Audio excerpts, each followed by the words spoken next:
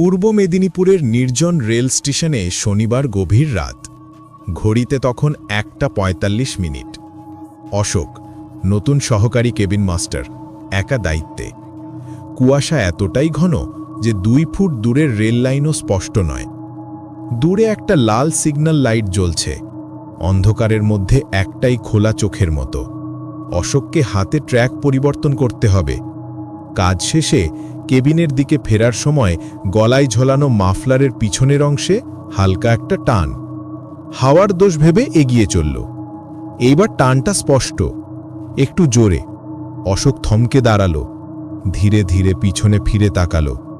মাফলারটা শূন্যে টান টান হয়ে আছে, হাওয়ায় নয়, যেন কেউ পেছন থেকে ধরে রেখেছে। কেউ নেই।